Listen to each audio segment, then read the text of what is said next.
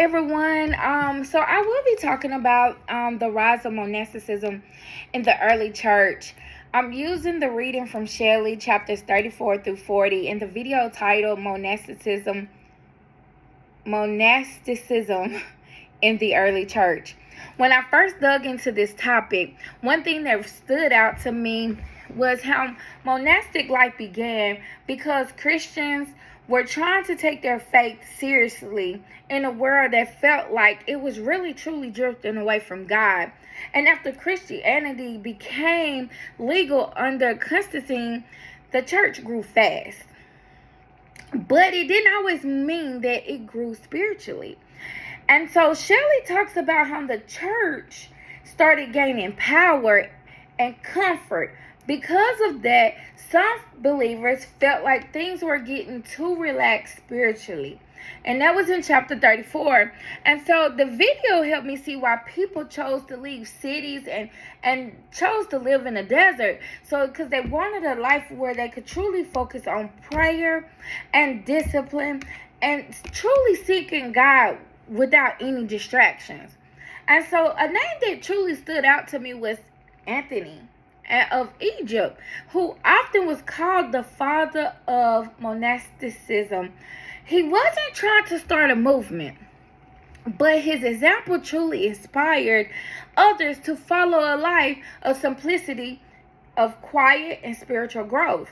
And Shelby points out to us in chapter 35 that the church, many of the believers in the church felt that the church was changing, and some of the old passion was fading. So people like Anthony stepped away from the comfort of society to chase a deeper walk with God, and that their lifestyle became a way of reminding the larger church that faith is supposed to shape your whole life and not just a part of it, and not just on Sunday gatherings or when the church comes together. It should be your whole life.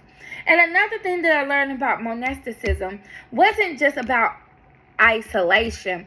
Over time, it became organized, and men and women started forming communities that prayed together, studied the scripture together, and served others. And Shelley mentions how it figures like Pacamonius helped create rules and structures, so monks weren't just doing their own thing, but how to grow together in discipline and love. That was in chapter 36. And so one key point that really stuck with me from the video was how monasticism shaped the church long term, not just short term. And that these monks preserved scripture, wrote teachings, copied manuscripts, and kept the faith strong during seasons when culture around them was just really falling apart. And that the dedication helped pass down Christian wisdom for centuries. And something that stuck with me about this movement shows that spiritual hunger doesn't just go away. And when people feel that the church is too tied to comfort or power, God raises up voices and movement that will pull us back to the basic of prayer, holiness, discipline, and love. And so Shelley reminds us in chapter 40 that every time the church drifted, God will use a normal individual, not someone that's famous or anything, to bring us a renewal of faith.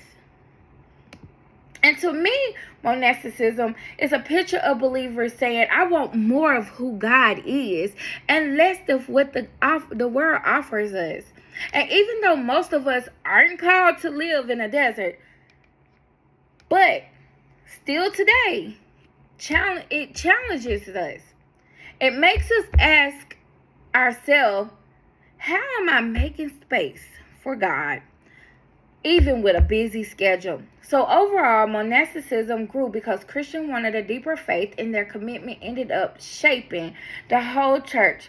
Both the videos and Shelley helped make that clear and easy to understand.